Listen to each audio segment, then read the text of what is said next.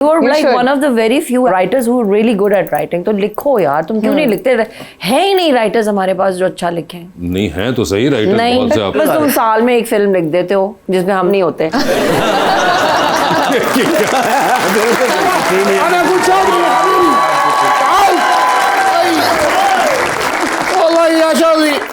كم آخر يوم هذا نفر ما في كويس ਕਹਿੰਦਾ ਇਹਨੂੰ ਮੇਰਾ ਕੋਈ ਅਹਿਸਾਸ ਨਹੀਂ ਹੈਗਾ لا أحد يدرك هذا الورش ਮੈਂ ਸਰ ਜਦੋਂ ਵੀ ਇਹਨਾਂ ਨੂੰ ਵੇਖਿਆ ਨਾ ਮਸਤੀ ਰੌਲਾ ਬੈਡਰੂਮ ਦੇ ਵਿੱਚ ਹੁੰਦੇ ਨੇ ਮਿਊਜ਼ਿਕ ਉੱਚਾ ਲਾ ਲੈਂਦੇ ਨੇ ਇੰਨਾ ਰੌਲਾ ਪਾਉਂਦੇ ਨੇ لا كلم كم مرة يجب أن نخبره عن زراعي مكسورة ਕਹਿੰਦਾ ਜੀ ਮੈਂ ਆਵਾਜ਼ਾਂ ਦਿੰਦਾ ਰਿਹਾ ਕਿ ਮੇਰੀ ਬਾਂਹ ਟੁੱਟ ਗਈ ਤੇ ਆ ਨਹੀਂ ਰਿਹਾ ਮੈਨੂੰ ਪਤਾ ਸੀ ਮਸਤੀ ਮੁਸਤੀ ਕਿਤੇ ਡਾਂਸ ਡੂਸ ਕਰਦੇ ਰਹੇ ਨੇ ਤੇ ਮਾਰੀ ਨੇ ਛਾਲ ਤੇ ਬਾਹਰ ਨੇ ਥੱਲੇ ਤੇ ਸਾਰਾ ਕੋਈ ਬੈੱਡ ਵੀ ਟੁੱਟ ਗਿਆ ਸਰ ਫਰਸ਼ ਵੀ ਟੁੱਟ ਗਿਆ ਤੇ ਬਾਂਹ ਵੀ ਟੁੱਟ ਗਈ जी सर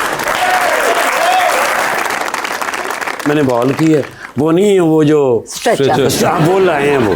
इन पे डाल के इनको उठाया है तो खाली उन्होंने डंडे उठाए हैं वो कपड़े समेत नीचे ही पड़े थे कितने बंदे बुलाए होंगे उठा के नाला एम्बुलेंस में डाला सारा हॉस्पिटल लेके गए हैं उधर जिस वार्ड के अंदर उन्होंने कहा इधर रखें टेस्ट होंगे सर वो जो एक्सरे वाली मशीन नहीं एक ही पाँव रखा है अच्छा किरची किरची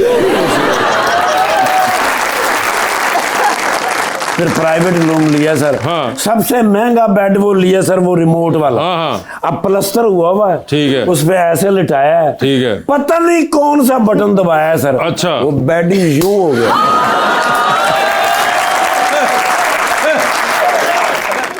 फिर टूट गया बाजू फिर दोबारा प्लस्तर कराया है बस खले उतरिक هذا الأمر بمفرده क्यों जी 10 भी नहीं रहे कि पहली बारी बाजू किवें टूटा ये 36 डॉक्टरों ने पूछा है नहीं दस रहे क्यों अब हुण फिर लुका रहे हैं क्यों क्या टूटा और मैं अपना पासा लिया तो मेरे थले बाह आ गई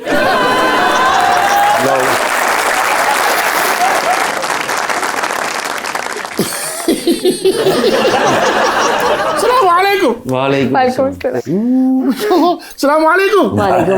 कैफ हाल मैं भी ठीक हूँ अल्हम्दुलिल्लाह। सुने ये देना पैसों का भरा हुआ ये ब्रीफकेस पेंटिंग नहीं बाजी ये चौथी शेफ दा सामान है सर انت ما في معلوم هنا موجود دولار في ريال في درهم في هذا باوند كله شيء تعرف لازم अच्छा सॉरी इन्हों का नाम है शेख वजन बिन जर्रा شيخ وزن بن زرع الرئيس الكبير المدير آبار النفسي في جبل الذهبي برج العرب برج الخليفة إمارات العربية المتحدة فيه अगों कुछ दसन की लोड़ है هذا تعارف يا براش ये सारे कारोबार है ਜਿਹੜੇ ਇਹਨਾਂ ਨੂੰ ਦੱਸੇ ਨੇ لا دعوة الطعام لا ਖਾਣੇ ਦੀ ਦਾਵਤ ਕਰ ਰਹੇ ਨੇ ਵੀ ਉੱਥੇ ਤੁਹਾਨੂੰ ਖਾਣੇ ਦੀ ਦਾਵਤ ਹੈਗੀ जी ਤੁਹਾਡੇ जी सवा हाँ जी आप भी आएंगे वो वैसे आपको या Sheikh if you want to buy paintings she can make paintings for your all these places الله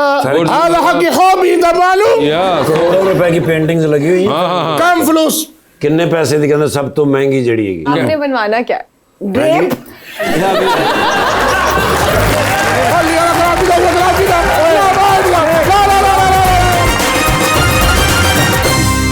welcome back जी प्लीज अस्सलाम वालेकुम मेरा नाम अफनान ज़ैनब है। मेरा क्वेश्चन मैम नादिया से है कि मैम आपने माशाल्लाह बहुत ही वर्सटाइल रोल्स प्ले किए हैं, तो आपके ख्याल में एक एक्टर को अपना स्क्रिप्ट चूज़ करते हुए उसकी क्या प्रेफरेंस होनी चाहिए, एक मेन लीड या हाइप वाला रोल या ऐसा किरदार जो माशरे में इस्लाही किरदार अदा करे? डिपेंड करता है कि स्क्रिप्ट कैसा है और स्टोरी कहाँ पे जा रही है। सो मैं कोशिश करती हूँ कि जितने भी स्क्रिप्ट्स आते हैं कि उनमें से जो एक बेहतर हो, जिसमें एटलीस्ट जो अच्छा लिखा हुआ कैरेक्टर हो, लाइंस वगैरह अच्छी हों उसकी। अभी जो मैं कर रही हूँ मेरा नहीं ख्याल कि उससे कोई इस्लाह आएगी, शायद असल में जो मैं कर रही हूँ काफ़ी नेगेटिव सा ईवल सा कैरेक्टर है रूबी का। बट ऑल्सो इसी किस्म के लोग हमारे माशरे का हिस्सा भी होते हैं। सो उनको देख के कि हाँ हमें ऐसा नहीं होना चाहिए या हमें ऐसा नहीं करना चाहिए कि हाँ ये बहुत बुरे हैं, लेकिन फिर आप भूल जाते हो थोड़ी देर के बाद। So I think it's mostly entertainment. वैसे मगर मैं आपसे पूछना चाहूँगा कि आप बहुत रेगुलरली माशाल्लाह करती हैं टीवी के, हम ये बहुत अब सुनना शुरू हो गए और पढ़ना शुरू हो गए बिकॉज ऑफ सोशल मीडिया के जी बड़ा वो मैसेज ओरिएंटेड ड्रामा था और फलां चीज़ बहुत मैसेज ओरिएंटेड है और उसमें ये थीम थी और जैसे उन्होंने कहा कि इस्लाह वाले काम जो था,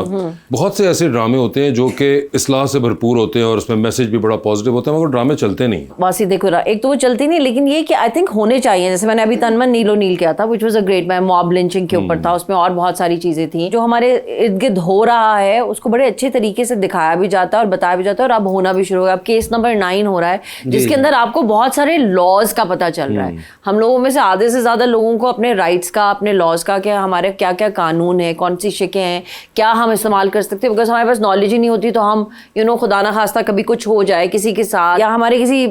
आस पास में, तो हम बता भी नहीं सकते उनको हेल्प के लिए। मैं कई दफा लोगों को बोलती हूँ डोमेस्टिक अब्यूज के लिए there are helplines, rules regulations हैं, बिल पास हुए हैं अभी भी। सो उस हिसाब से अगर ड्रामा बन रहा हो तो आपको बहुत सारी अच्छी इंफॉर्मेशन मिल जाती है और बहुत सारे लोगों को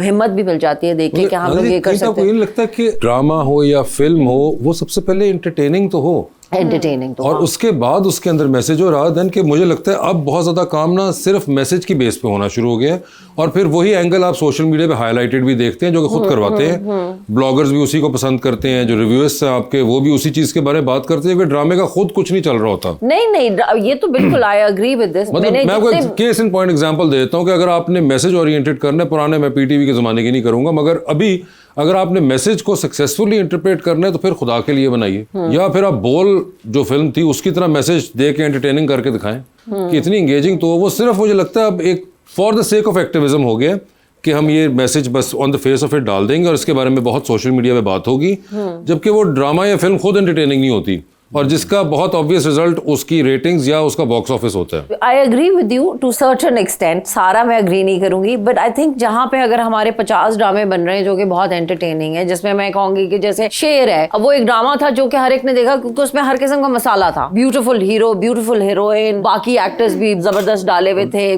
ग्रैंड था, खुल के पैसा लगा हुआ था, प्रोडक्शन ग्रैंड, बड़े घर, भाग रहे हैं गाँव और ये सब चीजें। So it was very entertaining, sound track बहुत अच्छा था उसका, लोगों को वो बहुत अच्छा लगा। बट अगर उन 10-20 ड्रामों के बीच में एक आप कोई ऐसा ड्रामा बना रहे हैं तो मेरे ख्याल में थोड़े बहुत लोग देखते भी और थोड़े बहुत लोगों को समझ भी आती है, और आई थिंक वक्त की जरूरत भी है। वक्त की जरूरत बिल्कुल है, मगर मुझे लगता है कि वो मैसेज पे ज्यादा जोर है, स्किल ऑफ डिलीवरेंस पे नहीं है। आई गेस बहुत सारे एक्टर्स वो वाला काम पिक नहीं करते हैं, मुझे लगता है कि ज्यादा पिक वो कर नहीं करते। मैं बताती हूँ वैसे, अभी I am doing Kashif Nisar का प्रोजेक्ट कर रही हूँ मैं, इट्स समथिंग वेरी रेलेवेंट। एक चीज़ हुई थी कुछ अरसा पहले पिंडी में 2-3 साल पहले, and a video of a girl went viral, ये उसकी के ऊपर है, Kashif foundation is doing it. It's a very, बीगुल ने लिखा है, आप पढ़ते हो तो आपका दिल फट जाता है, और कितनी खूबसूरत लाइंस और क्या क्या कैरेक्टर्स हैं जो बीगुल ने लिखे हैं, और how Kashif Nisar is telling that. But when it came to doing that girls role, so many of our female actresses did not want to do that role. You C,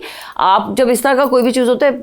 hero नहीं करना चाहते, बड़े नाम अगर आप लेंगे जिससे एंटरटेनिंग बनेगा, चूज भी तो करते हैं ना कि हम कौन से प्रोडक्शन हाउस का कैसा प्रोजेक्ट है और क्या हम ये वाली लड़की का कैरेक्टर करना चाहेंगे जिसकी वीडियो वायरल हुई थी, जिसका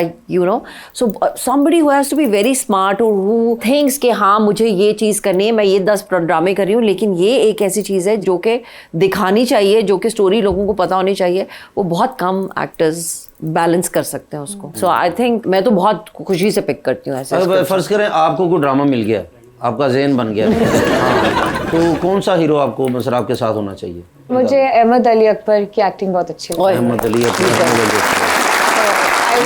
वैसे